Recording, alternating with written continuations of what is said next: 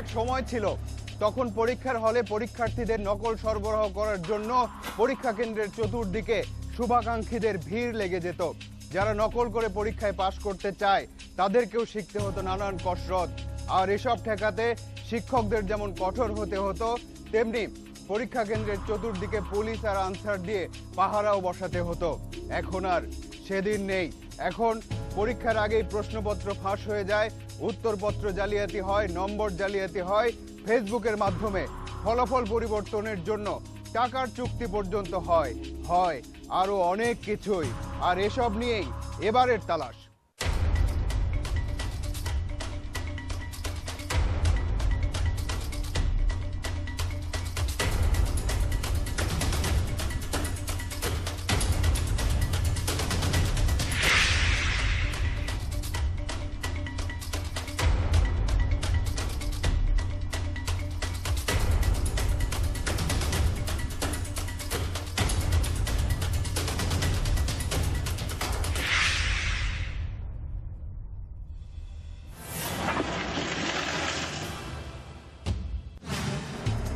বাংলাদেশের পাবলিক পরীক্ষাগুলোতে পাশের হার বাড়ছে প্রতি বছর, অর্থাৎ শিক্ষার হারও বাড়ছে, শিক্ষার মানও নিশ্চয়ই বাড়ছে। কারণ এই শিক্ষার মান বাড়ানোর জন্যই নতুন নতুন পরীক্ষা পদ্ধতি চালু করা হচ্ছে। আর এসব নিয়ে যত আলোচনা সমালোচনা হচ্ছে তা আসলে শিক্ষা ব্যবস্থাকে সঠিক পথে চলতেই সহায়তা করছে। পরীক্ষায় নকল বন্ধের জন্য বিভিন্ন সময় বিভিন্ন পদক্ষেপ নিতে হয়েছে সরকারকে, সাফল্য এসেছে। নকল নিয়ে এখন আর তেমন কথা হয় না, মাঝে মাঝে কথা যা ওঠে তা ওই শিক্ষার মান নিয়েই। সকলেরই থাকে মনোযোগ থাকে যে কি করে ভালো ফল পাবে, সেটা অর্জন করার জন্য তারা কোচিং সেন্টারে যাচ্ছে, তারা গাইড বুকের উপর নির্ভর করছে। আর শিক্ষকরাও তারাও মনে করছেন তারাও এই বাণিজ্যের সাথে একভাবে না একভাবে যুক্ত হয়ে যাচ্ছেন। শিক্ষাও সেই রকম পণ্যে পরিণত হয়ে গেছে। 2015 সালের কথা, বিভিন্ন সামাজিক যোগাযোগ মাধ্যমে ছড়িয়ে গেছে বিষয়টি। পটুয়াখালী জেলার মরিচবুনিয়া ইউনিয়নের খাসেরহাট মাধ্যমিক বিদ্যালয়ে কৃষি ডিপ্লোমা কোর্সের 6ষ্ঠ সেমিস্টার পরীক্ষা চলাকালে পরীক্ষার্থীরা এভাবেই নকল করে। শুধু নকল নয়, স্বামীর পরীক্ষা দিচ্ছে স্ত্রী আর ভাইয়ের পরীক্ষা দিচ্ছে বোন। পরিদর্শকদের ভূমিকা দর্শকের মতো। এটা কি লেখা এডমিটে? তার পরীক্ষাগুলো তুমি দিয়ে দিচ্ছ। নকলের পরিমাণ অনেক কমে গেছে। শুরু থেকে এই কথা বলার পর এইসব দৃশ্য দেখানোটা নিশ্চয়ই অযৌক্তিক। তাহলে এটাকে বিচ্ছিন্ন ঘটনা হিসেবেই ধরে নিন, কিন্তু আসল ঘটনা তো ঘটছে পরীক্ষার হলে ঢোকার আগেই। এই যে দেখুন, আমার হাতে সিল করা একটা প্যাকেট, একটা পাবলিক পরীক্ষার জন্য জরুরি এবং গোপনীয় কিছু আছে এর ভেতরে, না হলে সিল করা থাকবে কেন? প্রশ্ন ফাঁস। পাবলিক পরীক্ষাগুলোতে গত কয়েক বছর ধরে এটা নিয়মিত ঘটনা হয়ে দাঁড়িয়েছে। প্রশ্ন ফাঁসের কারণে পরীক্ষা স্থগিত হয়েছে কয়েকবার। ট্রান্সপারেন্সি ইন্টারন্যাশনাল বাংলাদেশ টিআইবির এক প্রতিবেদনে দেখা যাচ্ছে বিভিন্ন পাবলিক পরীক্ষায় বিভিন্ন ধাপে প্রশ্নপত্র ফাঁস হচ্ছে। এর মধ্যে প্রশ্নপত্র প্রণয়ন, মডারেশন, বিজি প্রেস থেকে কম্পোজ, প্রুফ দেখা, সিলগালা করা, বিতরণের পর্যায়ে এবং পরীক্ষার দিন পরীক্ষার কেন্দ্রে শিক্ষকদের মাধ্যমে প্রশ্নপত্র ফাঁস হয়। প্রতিবেদনে বলা হয়েছে, প্রশ্নপত্র ফাঁসের সাথে শিক্ষা বোর্ড, মাধ্যমিক শিক্ষা অধিদপ্তর, প্রাথমিক শিক্ষা একাডেমি, কোচিং সেন্টার, এমনকি গাইড বই ব্যবসায়ীরাও সরাসরি জড়িত। প্রশ্ন ফাঁস হয় কিভাবে, অথবা ফাঁস হওয়া প্রশ্ন কিভাবে পরীক্ষার্থী পর্যন্ত পৌঁছানো হয়, সে প্রশ্ন আসতেই পারে। তালাশ টিমের অনুসন্ধানে বেরিয়ে এসেছে যে সামাজিক যোগাযোগ মাধ্যমের সহায়তায় ফাঁস হওয়া প্রশ্ন পরীক্ষার্থীদের মধ্যে ছড়িয়ে দেওয়া হয়। ফেসবুকে অনেক গ্রুপ বা ব্যক্তির প্রোফাইল আছে যার মাধ্যমে পরীক্ষার সময়ের অনেক আগে থেকেই প্রশ্ন দেবার প্রতিশ্রুতি দেওয়া হয়।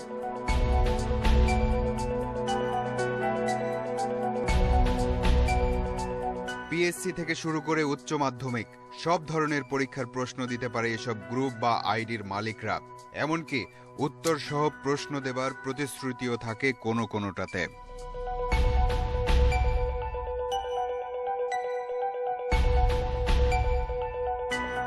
শুধু প্রশ্ন নয়, পরীক্ষার নম্বর পরিবর্তন করার কাজও করে কেউ কেউ। নিশ্চয়তা নাকি শতভাগ। সামাজিক যোগাযোগ মাধ্যমের এসব প্রচারণা শিক্ষার্থীদের মনোযোগ কাটছে।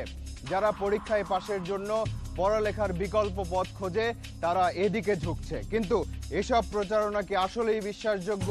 আসলেই কি এভাবে পরীক্ষায় পাশ করা যায়?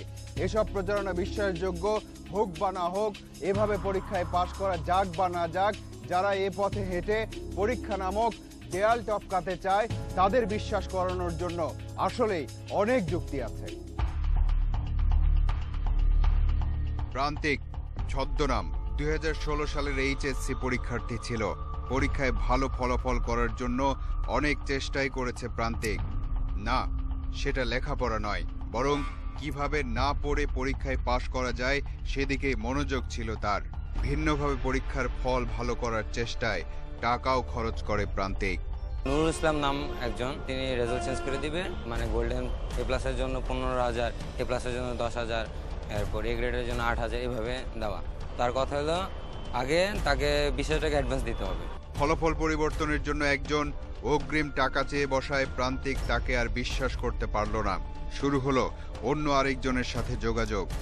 সে আগে টাকা নেবে না, সে বলছে আচ্ছা অ্যাডমিট কার্ড, রেজিস্ট্রেশন কার্ড হোয়াটসঅ্যাপে পাঠিয়ে দাও, আমি নাম্বার সেন্ড করে দিতেছি, এই নাম্বারে হোয়াটসঅ্যাপে সেন্ড করো। তো যেদিন রেজাল্ট দেবে সেদিন সাথে সাথে রেজাল্ট দেওয়ার সাথে সাথে তোমার টাকা ফুল টাকা পেমেন্ট করে দেবে। কিন্তু এক পর্যায়ে কৌশলে টাকা চেয়ে বসে ফলাফল পরিবর্তনকারী। টাকার পরিমাণ তুলনামূলকভাবে কম হওয়ায় দিতে রাজি হয় প্রান্তিক। তোমার বিশ্বাস না করো, তোমার খাতা ছবি পাঠাইতেছি আমি, আমরা দুজন মিলা তাকে 3,000 করে 6,000 টাকা সেন্ড করলাম। এবার ওই ফলাফল পরিবর্তনকারী প্রান্তিককে ব্ল্যাকমেইল করা শুরু করলো। তারা আমাদের থেকে আরো 2,000 টাকা এক্সট্রা চাইলো। তো এখন দাও, সকালের মধ্যে 10টার মধ্যে 2,000 টাকা দেবে না তোমরা ফেল করবো। অর্থাৎ ফাঁদে পড়ে গেল সে। ভুল তো করলাম আমি, প্লাস এটা আমার নিজের দোষী হয়েছে, কারণ আমি নিজে ওর কাছে গেছি, ও আমার কাছে আসে নাই। কিন্তু এভাবে যে ফলাফল পরিবর্তন করা যায় সে বিশ্বাস কিভাবে হলো প্রান্তিকের? আমরা এটা তেমন বড় বিষয় মনে করি না। আমরা সবচেয়ে বেশি বড় বিষয় মনে করছি ভার্সিটির প্রশ্ন, মেডিকেলের প্রশ্ন, এগুলো আউট হয়ে যায়। রেজাল্ট চেঞ্জ করে কি ব্যাপার? টাকা দিয়ে ফলাফল পরিবর্তনের জন্য নিজস্ব যুক্তি দাঁড় করেছে প্রান্তিক। যাই হোক, এত সব কিছু করেও কিন্তু প্রান্তিক পাশ করতে পারেনি। 3 বিষয়ে ফেল করেছে। প্রান্তিকের সাথে পরীক্ষা দিয়ে যারা পাশ করেছে তাদের কেউ কেউ হয়তো ইঞ্জিনিয়ার হওয়ার জন্য এখন কঠোর পরিশ্রম করছে, কেউ কেউ হয়তোবা ডাক্তার হওয়ার স্বপ্ন দেখছে, আর কারো কারো টার্গেট হয়তোবা পাবলিক বিশ্ববিদ্যালয়। তাদের কেউ কেউ আবার পরে প্রান্তিকের পথে পা বাড়াবে না তো? প্রথমেই একটা ফোনের কথোপকথন শোনা যাক। মোহাম্মদ আবুল কালাম আজাদ আর একটা হচ্ছে রাজ্জাকুল হায়দার, হারুন পিলমারি, এরা অহরহ এডমিশন করায়, মেডিকেলে করায়, বুয়েটে করায়, লেদারে করায়, ঢাকা ইউনিভার্সিটি করায়, জগন্নাথে করায়। কিন্তু পয়সা ছাড়া এরা কাজ করবে না। যদি কোনো ওয়ে থাকে, ওয়ে আছে, কিন্তু আপনার ভাই টাকা না হলে ওয়ে আপনার খুলবে কেমন করে আপনি বলেন? কম পক্ষে 50,000 তো লাগবেই। শিক্ষার্থী কিন্তু জানে না কে এই ফোন করেছে। প্রথমে এক আত্মীয়ের পরিচয়ে কথা বলা শুরু হয়, তারপর মেডিকেলে ভর্তি করিয়ে দেবার জন্য সব ধরনের সহযোগিতা করতে চায়। খোঁজখবর জানতে চায়, নর্মাল কথাবার্তা। সব শেষে বলে যে তুমি যদি মেডিকেলে ভর্তি হতে চাচ্ছ, যেহেতু আমি তোমাকে হেল্প করতে পারবো। বিভিন্ন কথা বলে বিশ্বস্ততা অর্জনের চেষ্টা করে সেই পরোপকারী। বিভিন্ন আবেগপ্রবণ কথাবার্তাও বলে সে। আর হেল্প করার কারণ হচ্ছে আমার মা বিনা চিকিৎসায় মারা গেছে, আমি তাকে চিকিৎসা করতে পারিনি। আমার একটা বাচ্চা ছিল, সেও ছোটবেলায় মারা গেছে। আমার স্বপ্ন ছিল যে তাকে ডাক্তার বানাবো। অবাক ব্যাপার হলো এই শিক্ষার্থীর সব ধরনের ব্যক্তিগত তথ্য জানে ফোনের ও প্রান্তের লোকটি। কিন্তু ভয় হচ্ছে সে এত ইনফরমেশন যেহেতু পেয়ে গেছে আমাদের ক্ষতি করবে। এখন কথা হলো, এসব কি সত্যি সত্যি ঘটে? যদি ঘটেই থাকে তবে পুলিশ বা প্রশাসন বা সংশ্লিষ্ট কর্তৃপক্ষ কি করে? এসব প্রশ্নের উত্তরও জানতে চেয়েছে তালাশ টিম। পাবলিক পরীক্ষার প্রশ্নপত্র ফাঁস ও ফলাফল জালিয়াত চক্রের বেশ কিছু সদস্যকে গ্রেফতার করে গোয়েন্দা পুলিশের একটি বিশেষ দল। বাংলাদেশে এখন পর্যন্ত খুব কম ক্ষেত্রেই প্রশ্নপত্র আউট হয়েছে বা প্রশ্ন আউট হয়। মূলত এটা তারা প্রতারণার আশ্রয় নিয়ে থাকে।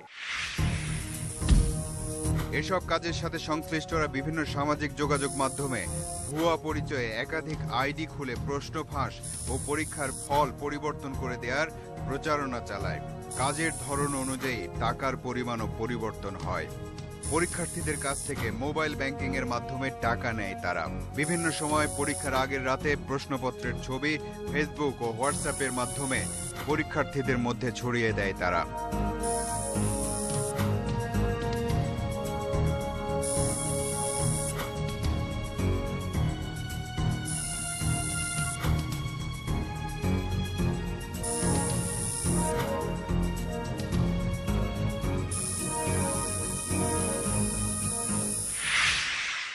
বেশিরভাগ ক্ষেত্রে এরা পাবলিক পরীক্ষাগুলোকে টার্গেট করে এবং সরকারি চাকরির আমাদের যে পরীক্ষাগুলো আছে এইগুলাকে এরা টার্গেট করে।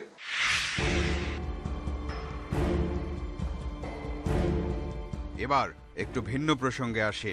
একদিন তালাশ টিমের কাছে বাংলাদেশ কারিগরি শিক্ষা বোর্ডের একজন পরীক্ষক আসলেন।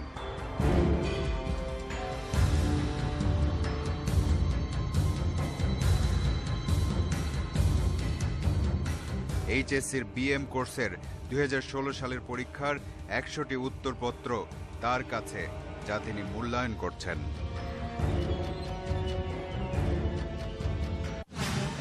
পরীক্ষার খাতা মূল্যায়ন নিঃসন্দেহে একটা গোপনীয় কাজ, আর একজন পরীক্ষক হিসেবে সেগুলোর গোপনীয়তা রক্ষা করা একজন শিক্ষকের নৈতিক দায়িত্ব। কিন্তু কি এমন আছে খাতাগুলোর মধ্যে যা দেখাতে একজন পরীক্ষককে তার পেশাগত নৈতিকতা বিসর্জন দিতে হলো? 4 মিনিট পর আসছে। পরীক্ষার খাতার গোপনীয়তা রক্ষা করা জরুরি নাকি তার সাথে জড়িত জালিয়াতি প্রকাশ করাটা জরুরি? এই প্রশ্ন নিয়ে আপনারা ভাবতে থাকুন। ওই 100 খাতার মধ্যে কি আছে সেটা আমরা নিশ্চয়ই দেখব। তার আগে প্রশ্ন ফাঁস এবং জালিয়াত চক্রের একজনের সাথে কথা বলা যাক, যে নিজে এসেছে তালাশ টিমের কাছে তার অনুশোচনা প্রকাশ করতে।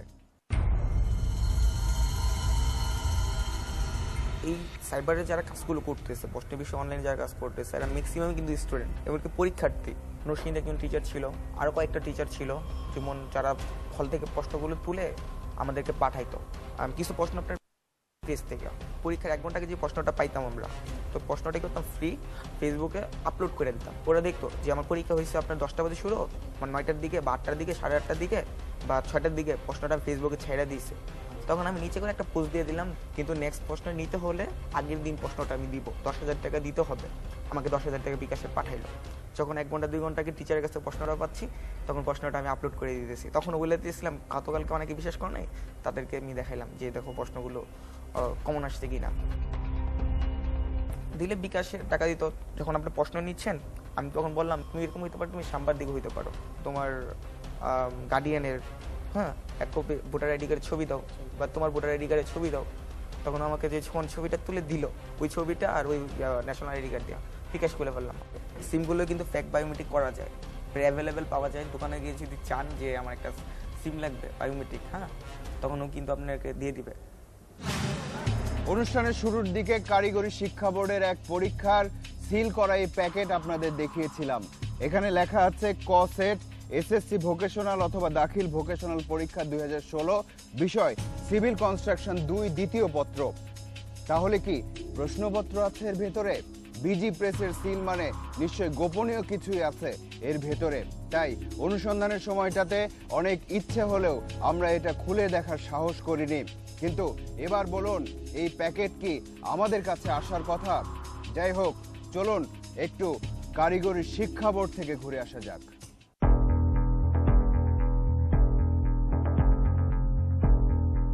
বাংলাদেশ কারিগরি শিক্ষা বোর্ড, এই বোর্ডের অধীনে প্রায় 7,000 শিক্ষা প্রতিষ্ঠানে শিক্ষা কার্যক্রম পরিচালিত হয়।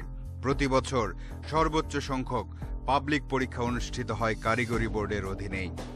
তো আমার মনে হয় যে সময়ের সঙ্গেই আমাদেরকে ডিসেন্ট্রালাইজেশনের দিকে যেতে হবে। সেক্ষেত্রে আমরা যেটা চাচ্ছি যে আমাদের আঞ্চলিক অফিস হবে।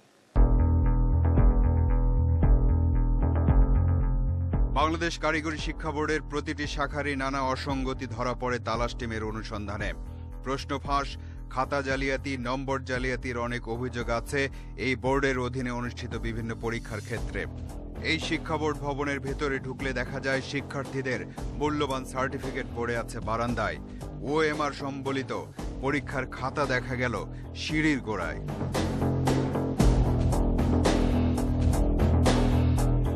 এটা বোর্ডের নিজস্ব প্রেস। এখানে বোর্ডের খাতা, প্রশ্নপত্র সহ বিভিন্ন প্রকাশনা ছাপা হয়। তালাশ টিমকে এ পর্যন্ত আসতে একটু বেগ পেতে হয়নি। একদিন 2 দিন নয়, টানা কয়েকদিন এই প্রেসের আশেপাশে যেতে পেরেছে তালাশ টিম। এখানে কেউ অন্য উদ্দেশ্যে আসলে হয়তো সেটাও করা সম্ভব।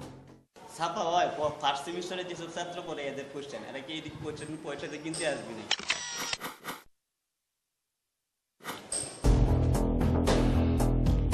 প্রশ্ন ফাঁস এই বোর্ডেরও নিয়মিত ঘটনা হয়ে দাঁড়িয়েছে। প্রশ্ন ফাঁসের গুঞ্জন প্রায় প্রতি বছর শোনা যায়। কর্তৃপক্ষও মাঝে মাঝে স্বীকার করে। এবছর ডিপ্লোমা ইন ইঞ্জিনিয়ারিং কোর্সের কয়েকটি পর্বের কয়েকটি বিষয়ের পরীক্ষার প্রশ্ন পরীক্ষার কয়েকদিন আগেই পাওয়া যায় ফেসবুক ও হোয়াটসঅ্যাপে। এটা নিয়ে আদালত পর্যন্ত যায় বোর্ড কর্তৃপক্ষ। প্রশ্ন ফাঁস হলে তদন্ত কমিটি হয়, তদন্তের পর প্রতিবেদন দাখিল হয়। কখনো কখনো জড়িতদের প্রত্যাহার করে নেওয়া হয়, কিন্তু প্রশ্ন ফাঁস বন্ধ হয় না। স্পেসিফিক বলা যাবে না যে কোথা থেকে হয়েছে, কারণ এটা তদন্তকারী কর্তৃপক্ষ যারা আছে তারা করছে। বোর্ডের নিজস্ব কোনো তদন্ত ব্যবস্থা হয়েছে? বোর্ডে তো আমরা তদন্ত করেছি। সেখানে কিছু বেরিয়ে না, ওখানে আমাদের ওরকম যা বোর্ড সম্পৃক্ত বা এরকম কোনো তথ্য এর মধ্যে আসে নাই। একটু আগে কারিগরি শিক্ষা বোর্ডের যে প্রেস ম্যানেজারকে দেখেছেন, তিনি একজন 3য় শ্রেণীর কর্মচারী ছিলেন। সম্প্রতি পদোন্নতি পেয়ে তিনি 2য় শ্রেণীর কর্মকর্তা হয়েছেন। এই বাড়ি তার নিজের, অবৈধ সম্পদ অর্জনের মামলাও আছে তার বিরুদ্ধে। আসলে তো টাকা, আসলে তো আর কোনো কিছু না। এদেরকে টাকা পয়সা দেওয়ার জন্য পুরান কেসগুলি পরে এরা এইগুলি দেখে দেখে আর এইগুলি মনে হয় যে টাকা পয়সা কামাইতে পারবে, এইগুলি খুঁজে খুঁজে বাইর করে। এটা একটা উদাহরণ মাত্র, খুঁজলে হয়তো আরো অনেক কিছুই পাওয়া যাবে। আমরা জানতে চেয়েছিলাম পরীক্ষার খাতার গোপনীয়তা রক্ষা করা জরুরি নাকি তার সাথে জড়িত জালিয়াতি প্রকাশ করা জরুরি। প্রসঙ্গ ছিল তালাশ টিমের কাছে আসা সেই 100টি খাতা। এবার তাহলে সেই খাতাগুলোর ভেতরের রহস্য উদ্ঘাটন করা যাক।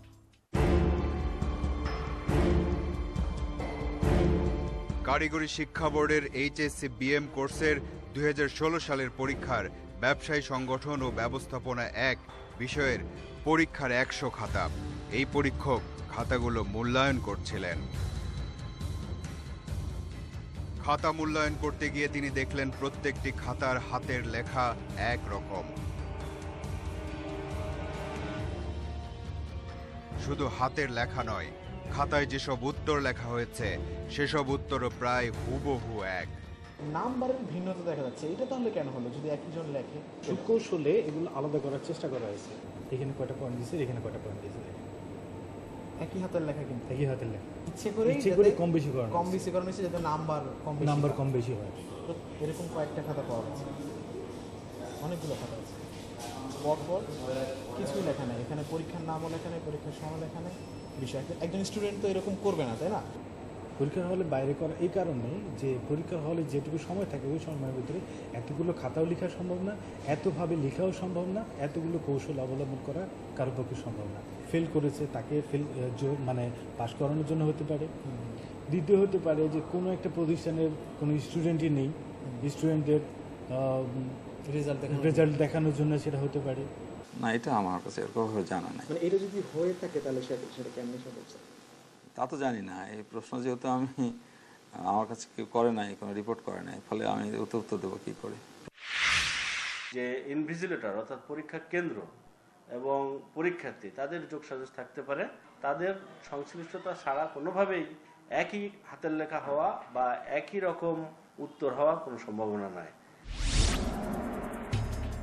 এই শিক্ষার্থীদের পরীক্ষার ফলাফল প্রকাশিত হয়েছে। ধারণা করা হচ্ছে তারা সবাই ভালোই করেছে। আপনারা কি তাদের পরিচয় জানতে চান? না, তালাশ টিম তাদের পরিচয় প্রকাশ করতে চায় না। আমরা বিশ্বাস করি তাতেই সবকিছু বদলে যাবে না, কারণ কয়েকজন মাত্র শিক্ষার্থীর একার পক্ষে নিশ্চয়ই এসব কাজ করা সম্ভব হয়নি। আর করণীয় সম্পর্কে পরামর্শ দেওয়ার ধৃষ্টতাও আমাদের নেই, কারণ আমরা জানি সংশ্লিষ্টরা সেটা আমাদের চেয়ে ভালো জানেন। এবার যেতে হবে। আজ চলে যাচ্ছে, কিন্তু যাচ্ছে না। পরবর্তী অনুসন্ধান শেষে তালাশ টিম আবারও এসে দাঁড়াবে আপনাদের সামনে। দর্শক, আপনাদেরকে নিয়ে, আপনাদের জন্য এই অনুষ্ঠান। লিখুন এই ঠিকানায়। প্রযোজক তালাশ, ইন্ডিপেন্ডেন্ট টেলিভিশন, 149, 150 তেজগাঁও শিল্প এলাকার, ঢাকা 1208। ইমেইল করতে পারেন talash@independent24.tv এই ঠিকানায়। আপনার অনুসন্ধানী মনের দরজা জানালা খোলা রাখুন, কিছু বেরিয়ে এলে আমাদেরকে জানান। তালাশ টিম থাকবে আপনার সাথে।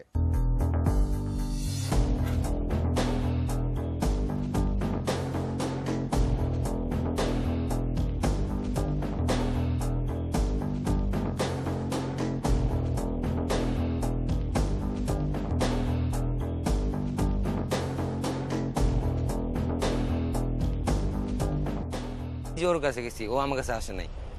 কিন্তু এভাবে যে ফলাফল পরিবর্তন করা যায় সে বিশ্বাস কিভাবে হলো প্রান্তিকের? আমরা এটা তেমন বড় বিষয় মনে করি না। আমরা সবচেয়ে বেশি বড় বিষয় মনে করছি ভার্সিটির প্রশ্ন, মেডিকেলের প্রশ্ন, এগুলো আউট হয়ে যায়। রেজাল্ট চেঞ্জ করে কি ব্যাপার? টাকা দিয়ে ফলাফল পরিবর্তনের জন্য নিজস্ব যুক্তি দাঁড় করেছে প্রান্তিক। যাই হোক, এত সব কিছু করেও কিন্তু প্রান্তিক পাশ করতে পারেনি, 3 বিষয়ে ফেল করেছে। প্রান্তিকের সাথে পরীক্ষা দিয়ে যারা পাশ করেছে তাদের কেউ কেউ হয়তো ইঞ্জিনিয়ার হওয়ার জন্য এখন কঠোর পরিশ্রম করছে, কেউ কেউ হয়তোবা ডাক্তার হওয়ার স্বপ্ন দেখছে, আর কারো কারো টার্গেট হয়তোবা পাবলিক বিশ্ববিদ্যালয়। তাদের কেউ কেউ আবার পরে প্রান্তিকের পথে পা বাড়াবে না তো? প্রথমেই একটা ফোনের কথোপকথন শোনা যাক। মোহাম্মদ আবুল কালাম আজাদ আর একটা হচ্ছে রাজ্জাকুল হায়দার, হারুন পিলমারি, এরা অহরহ এডমিশন করায়, মেডিকেলে করায়, বুয়েটে করায়, লেদারে করায়, ঢাকা ইউনিভার্সিটি করায়, জগন্নাথে করায়, কিন্তু পয়সা ছাড়া এরা কাজ করবে না। যদি কোনো ওয়ে থাকে, ওয়ে আছে, কিন্তু আপনার ভাই টাকা না হলে ওয়ে আপনার খুলবে কেমন করে আপনি বলেন? কম পক্ষে 50,000 তো লাগবেই। শিক্ষার্থী কিন্তু জানে না কে এই ফোন করেছে।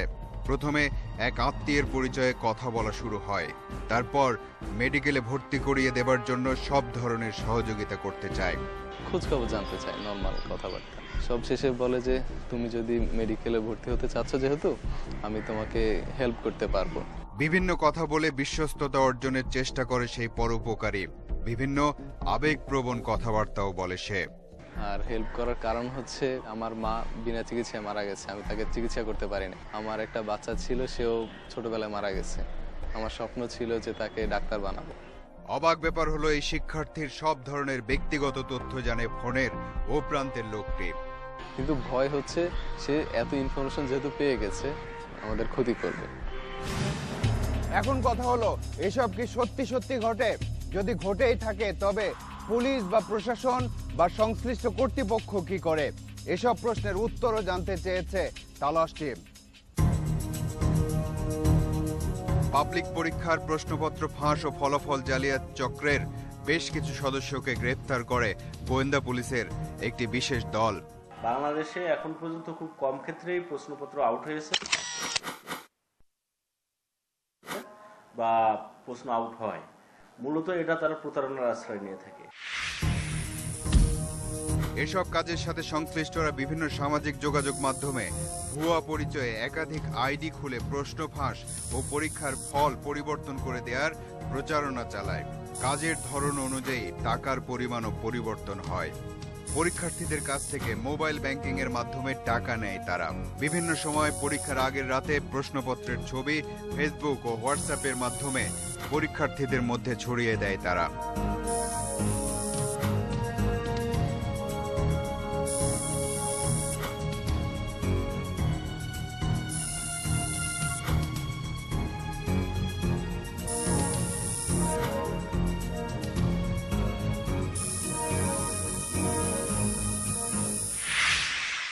বেশিরভাগ ক্ষেত্রে এরা পাবলিক পরীক্ষাগুলোকে টার্গেট করে এবং সরকারি চাকরির আমাদের যে পরীক্ষাগুলো আছে এইগুলাকে এরা টার্গেট করে। বাংলাদেশ কারিগরি শিক্ষা বোর্ডের প্রতিটি শাখারই নানা অসঙ্গতি ধরা পড়ে তালাশ টিমের অনুসন্ধানে। প্রশ্ন ফাঁস, খাতা জালিয়াতি, নম্বর জালিয়াতির অনেক অভিযোগ আছে এই বোর্ডের অধীনে অনুষ্ঠিত বিভিন্ন পরীক্ষার ক্ষেত্রে। এই শিক্ষা বোর্ড ভবনের ভেতরে ঢুকলে দেখা যায় শিক্ষার্থীদের মূল্যবান সার্টিফিকেট পড়ে আছে বারান্দায়। ওএমআর সম্বলিত পরীক্ষার খাতা দেখা গেল সিঁড়ির গোড়ায়।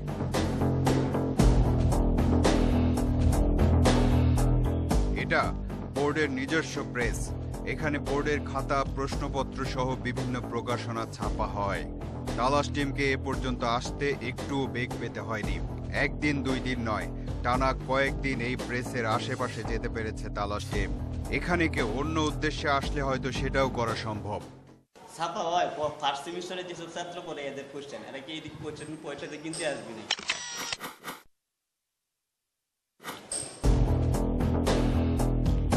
প্রশ্ন ফাঁস এই বোর্ডেরও নিয়মিত ঘটনা হয়ে দাঁড়িয়েছে। প্রশ্ন ফাঁসের গুঞ্জন প্রায় প্রতি বছর শোনা যায়, কর্তৃপক্ষও মাঝে মাঝে স্বীকার করে। এবছর ডিপ্লোমা ইন ইঞ্জিনিয়ারিং কোর্সের কয়েকটি পর্বের কয়েকটি বিষয়ের পরীক্ষার প্রশ্ন পরীক্ষার কয়েকদিন আগেই পাওয়া যায় ফেসবুক ও হোয়াটসঅ্যাপে। এটা নিয়ে আদালত পর্যন্ত যায় বোর্ড কর্তৃপক্ষ। প্রশ্ন ফাঁস হলে তদন্ত কমিটি হয়, তদন্তের পর প্রতিবেদন দাখিল হয়। কখনো কখনো জড়িতদের প্রত্যাহার করে নেওয়া হয়, কিন্তু প্রশ্ন ফাঁস বন্ধ হয় না। স্পেসিফিক বলা যাবে না যে কোথা থেকে হয়েছে, কারণ এটা তদন্তকারী কর্তৃপক্ষ যারা আছে তারা করছে। বোর্ডে নিজস্ব কোনো তদন্ত ব্যবস্থা হয়েছে? বোর্ডে তো আমরা তদন্ত করেছি, সেখানে কিছু বেরিয়ে না ওখানে আমাদের ওরকম যা বোর্ড সম্পৃক্ত বা এরকম কোনো তথ্য এর মধ্যে আসে নাই। একটু আগে কারিগরি শিক্ষা বোর্ডের যে প্রেস ম্যানেজারকে দেখেছেন, তিনি একজন তৃতীয় শ্রেণীর কর্মচারী ছিলেন। সম্প্রতি পদোন্নতি পেয়ে তিনি দ্বিতীয় শ্রেণীর কর্মকর্তা হয়েছেন। এই বাড়ি তার নিজের, অবৈধ সম্পদ অর্জনের মামলাও আছে তার বিরুদ্ধে। আসলে তো টাকা, আসলে তো আর কোনো কিছু না। এদেরকে টাকা পয়সা দেওয়ার জন্য পুরান কেসগুলি পরে এরা এইগুলি দেখে আর এইগুলি মনে হয় যে টাকা পয়সা কামাইতে পারবে, এইগুলি খুঁজে খুঁজে বাইর করে। এটা একটা উদাহরণ মাত্র, খুঁজলে হয়তো আরো অনেক কিছুই পাওয়া যাবে। আমরা জানতে চেয়েছিলাম পরীক্ষার খাতার গোপনীয়তা রক্ষা করা জরুরি নাকি তার সাথে জড়িত জালিয়াতি প্রকাশ করা জরুরি। প্রসঙ্গ ছিল তালাশ টিমের কাছে আসা সেই 100টি খাতা। এবার তাহলে সেই খাতাগুলোর ভেতরের রহস্য উদ্ঘাটন করা যাক।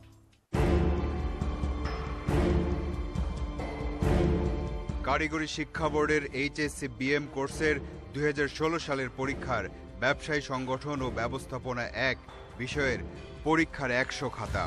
এই পরীক্ষক খাতাগুলো মূল্যায়ন করছিলেন। খাতা মূল্যায়ন করতে গিয়ে তিনি দেখলেন প্রত্যেকটি খাতার হাতের লেখা এক রকম। শুধু হাতের লেখা নয়, খাতায় যেসব উত্তর লেখা হয়েছে সেসব উত্তরও প্রায় হুবহু এক। নাম্বারের ভিন্নতা দেখা যাচ্ছে, এটা তাহলে কেন হলো? যদি একজন লেখে, সুকৌশলে এগুলো আলাদা করার চেষ্টা করা হয়েছে। এখানে কয়টা পয়েন্ট দিয়েছে, এখানে কয়টা পয়েন্ট দিয়েছে, একই হাতের লেখা, কিন্তু একই হাতের লেখা ইচ্ছে করে কম বেশি করানো হয়েছে যাতে নাম্বার কম বেশি হয়। গত কয়েক বছর ধরে এটা নিয়মিত ঘটনা হয়ে দাঁড়িয়েছে। প্রশ্ন ফাঁসের কারণে পরীক্ষা স্থগিত হয়েছে কয়েকবার। ট্রান্সপারেন্সি ইন্টারন্যাশনাল বাংলাদেশ টিআইবির এক প্রতিবেদনে দেখা যাচ্ছে বিভিন্ন পাবলিক পরীক্ষায় বিভিন্ন ধাপে প্রশ্নপত্র ফাঁস হচ্ছে। এর মধ্যে প্রশ্নপত্র প্রণয়ন, মডারেশন, বিজি প্রেস থেকে কম্পোজ, প্রুফ দেখা, সিলগালা করা, বিতরণের পর্যায়ে এবং পরীক্ষার দিন পরীক্ষার কেন্দ্রে শিক্ষকদের মাধ্যমে প্রশ্নপত্র ফাঁস হয়। প্রতিবেদনে বলা হয়েছে প্রশ্নপত্র ফাঁসের সাথে শিক্ষা বোর্ড, মাধ্যমিক শিক্ষা অধিদপ্তর, প্রাথমিক শিক্ষা একাডেমি, কোচিং সেন্টার, এমনকি গাইড বই ব্যবসায়ীরাও সরাসরি জড়িত। প্রশ্ন ফাঁস হয় কিভাবে, অথবা ফাঁস হওয়া প্রশ্ন কিভাবে পরীক্ষার্থী পর্যন্ত পৌঁছানো হয়, সে প্রশ্ন আসতেই পারে। তালাশ টিমের অনুসন্ধানে বেরিয়ে এসেছে যে সামাজিক যোগাযোগ মাধ্যমের সহায়তায় ফাঁস হওয়া প্রশ্ন পরীক্ষার্থীদের মধ্যে ছড়িয়ে দেওয়া হয়। ফেসবুকে অনেক গ্রুপ বা ব্যক্তির প্রোফাইল আছে যার মাধ্যমে পরীক্ষার সময়ের অনেক আগে থেকেই প্রশ্ন দেবার প্রতিশ্রুতি দেওয়া হয়।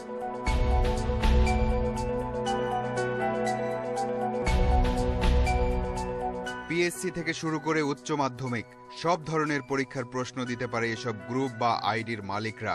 এমনকি উত্তর সহ প্রশ্ন দেবার প্রতিশ্রুতিও থাকে কোনোটাতে।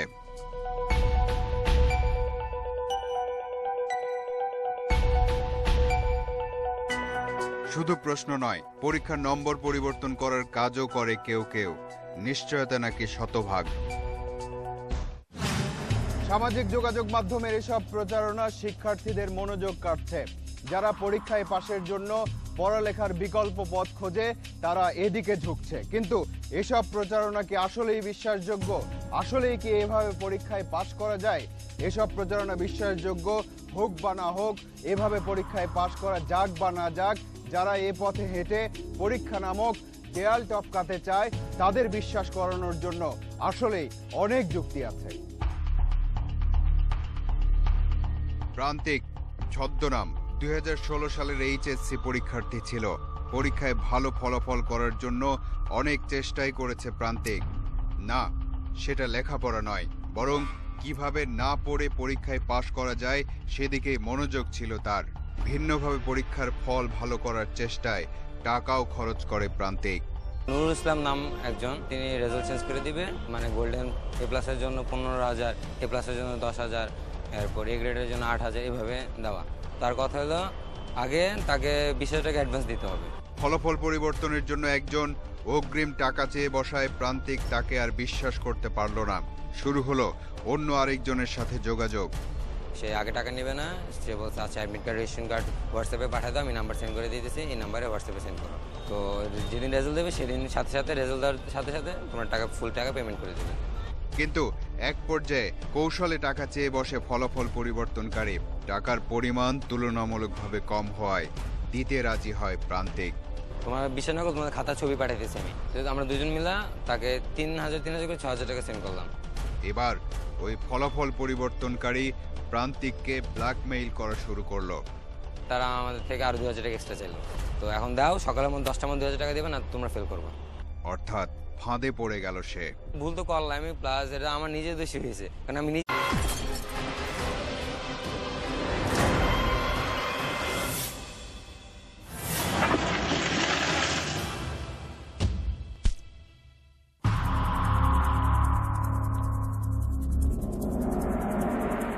এক সময় ছিল তখন পরীক্ষার হলে পরীক্ষার্থীদের নকল সরবরাহ করার জন্য পরীক্ষা কেন্দ্রের চতুর্দিকে শুভাকাঙ্ক্ষীদের ভিড় লেগে যেত। যারা নকল করে পরীক্ষায় পাশ করতে চায় তাদেরকেও শিখতে হতো নানান কসরত। আর এসব ঠেকাতে শিক্ষকদের যেমন কঠোর হতে হতো, তেমনি পরীক্ষা কেন্দ্রের চতুর্দিকে পুলিশ আর আনসার দিয়ে পাহারাও বসাতে হতো। এখন আর সেদিন নেই। এখন পরীক্ষার আগেই প্রশ্নপত্র ফাঁস হয়ে যায়, উত্তরপত্র জালিয়াতি হয়, নম্বর জালিয়াতি হয়, ফেসবুকের মাধ্যমে ফলাফল পরিবর্তনের জন্য টাকার চুক্তি পর্যন্ত হয় আরো অনেক কিছুই। আর এসব নিয়েই এবারের তালাশ।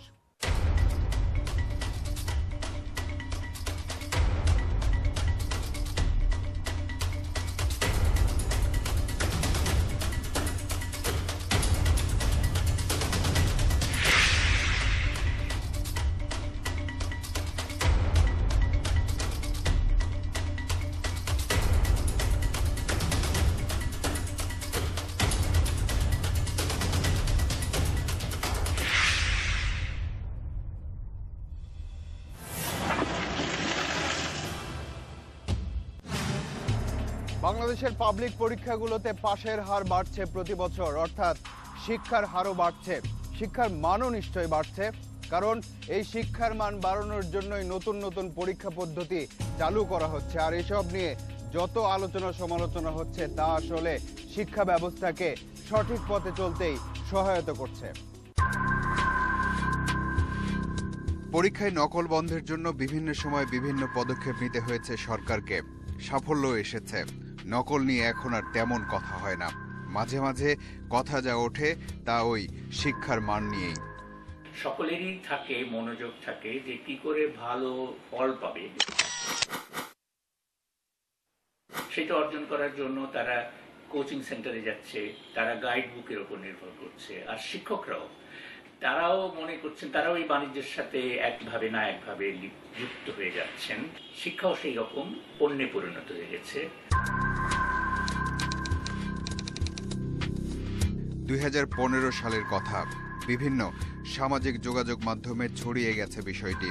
পটুয়াখালী জেলার মরিচবুনিয়া ইউনিয়নের খাসেরহাট মাধ্যমিক বিদ্যালয়ে কৃষি ডিপ্লোমা কোর্সের 6ষ্ঠ সেমিস্টার পরীক্ষা চলাকালে পরীক্ষার্থীরা এভাবেই নকল করে।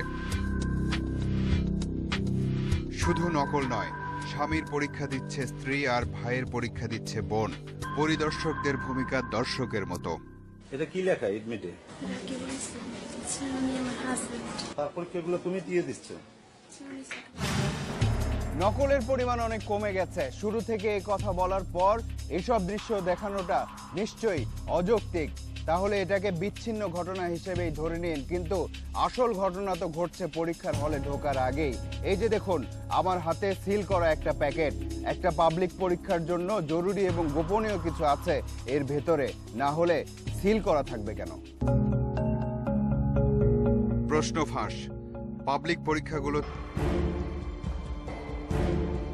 এবার একটু ভিন্ন প্রসঙ্গে আসি। একদিন তালাশ টিমের কাছে বাংলাদেশ কারিগরি শিক্ষা বোর্ডের একজন পরীক্ষক আসলেন।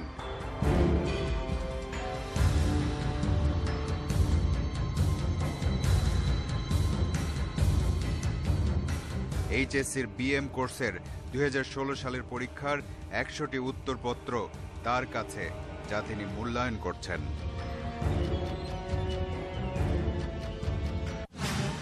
পরীক্ষার খাতা মূল্যায়ন নিঃসন্দেহে একটা গোপনীয় কাজ, আর একজন পরীক্ষক হিসেবে সেগুলোর গোপনীয়তা রক্ষা করা একজন শিক্ষকের নৈতিক দায়িত্ব। কিন্তু কি এমন আছে খাতাগুলোর মধ্যে যা দেখাতে একজন পরীক্ষককে তার পেশাগত নৈতিকতা বিসর্জন দিতে হলো? 4 মিনিট পর আসছে। পরীক্ষার খাতার গোপনীয়তা রক্ষা করা জরুরি, নাকি তার সাথে জড়িত জালিয়াতি প্রকাশ করাটা জরুরি? এই প্রশ্ন নিয়ে আপনারা ভাবতে থাকুন। ওই 100 খাতার মধ্যে কি আছে সেটা আমরা নিশ্চয়ই দেখব। তার আগে প্রশ্ন ফাঁস এবং জালিয়াত চক্রের একজনের সাথে কথা বলা যাক, যে নিজে এসেছে তালাশ টিমের কাছে তার অনুশোচনা প্রকাশ করতে। এই সাইবারে যারা কাজগুলো করতেছে, প্রশ্ন বিষয়ে অনলাইনে যারা কাজ করতেছে, এরা ম্যাক্সিমাম কিন্তু স্টুডেন্ট, এমনকি পরীক্ষার্থী। নরসিংদীর একজন টিচার ছিল, আরও কয়েকটা টিচার ছিল, যেমন যারা হল থেকে প্রশ্নগুলো তুলে আমাদেরকে পাঠাইতো। কিছু প্রশ্ন আপনার পেজ থেকে পরীক্ষার 1 ঘন্টা যে প্রশ্নটা পাইতাম আমরা, তো প্রশ্নটা করতাম ফ্রি, ফেসবুকে আপলোড করে দিতাম। ওরা দেখতো যে আমার পরীক্ষা হয়েছে আপনার 10টা বাজে শুরু, মানে 9টার দিকে বা 8টার দিকে, 8:30টার দিকে বা 6টার দিকে প্রশ্নটা ফেসবুকে ছেড়ে দিয়েছে। তখন আমি নিচে করে একটা পোস্ট দিয়ে দিলাম, কিন্তু নেক্সট প্রশ্ন নিতে হলে আগের দিন প্রশ্নটা আমি দিব, 10,000 টাকা দিতে হবে। আমাকে 10,000 টাকা বিকাশে পাঠাইলো। যখন 1 ঘন্টা 2 ঘন্টা টিচারের কাছে প্রশ্নটা পাচ্ছি, তখন প্রশ্নটা আমি আপলোড করে দিতেছি। তখন ওগুলো দিয়েছিলাম, গতকালকে অনেকে বিশ্বাস করে নাই, তাদেরকে আমি দেখাইলাম যে দেখো প্রশ্নগুলো কমন আসছে কিনা। দিলে বিকাশে টাকা দিত। যখন আপনি প্রশ্ন নিচ্ছেন, আমি তখন বললাম তুমি এরকম হইতে পারো, তুমি সাংবাদিক হইতে পারো, তোমার গার্ডিয়ানের এক কপি ভোটার আইডি কার্ডের ছবি দাও, বা তোমার ভোটার আইডি কার্ডের ছবি দাও। তখন আমাকে যে ছবিটা তুলে দিল, ওই ছবিটা আর ওই ন্যাশনাল আইডি কার্ড দিয়ে বিকাশ করে ফেললাম। সিমগুলো কিন্তু ফেক বায়োমেট্রিক করা যায়, অ্যাভেলেবেল পাওয়া যায়। দোকানে গিয়ে যদি চান যে আমার একটা সিম লাগবে বায়োমেট্রিক, তখনও কিন্তু আপনাকে দিয়ে দিবে। অনুষ্ঠানের শুরুর দিকে কারিগরি শিক্ষা বোর্ডের এক পরীক্ষার সিল করা এই প্যাকেট আপনাদের দেখিয়েছিলাম। এখানে লেখা আছে ক সেট এসএসসি ভোকেশনাল অথবা দাখিল ভোকেশনাল পরীক্ষা 2016, বিষয় সিভিল কনস্ট্রাকশন 2, দ্বিতীয় পত্র। তাহলে কি প্রশ্নপত্র আছে এর ভেতরে? বিজি প্রেসের সিল মানে নিশ্চয় গোপনীয় কিছুই আছে এর ভেতরে। তাই অনুসন্ধানের সময়টাতে অনেক ইচ্ছে হলেও আমরা এটা খুলে দেখার সাহস করিনি। কিন্তু এবার বলুন, এই প্যাকেট কি আমাদের কাছে আসার কথা? যাই হোক, চলুন একটু কারিগরি শিক্ষা বোর্ড থেকে ঘুরে আসা যাক।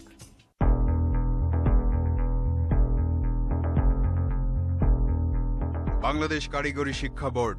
এই বোর্ডের অধীনে প্রায় 7,000 শিক্ষা প্রতিষ্ঠানে শিক্ষা কার্যক্রম পরিচালিত হয়। প্রতি বছর সর্বোচ্চ সংখ্যক পাবলিক পরীক্ষা অনুষ্ঠিত হয় কারিগরি বোর্ডের অধীনেই। তো আমার মনে হয় যে সময়ের সঙ্গেই আমাদেরকে ডিসেন্ট্রালাইজেশনের দিকে যেতে হবে।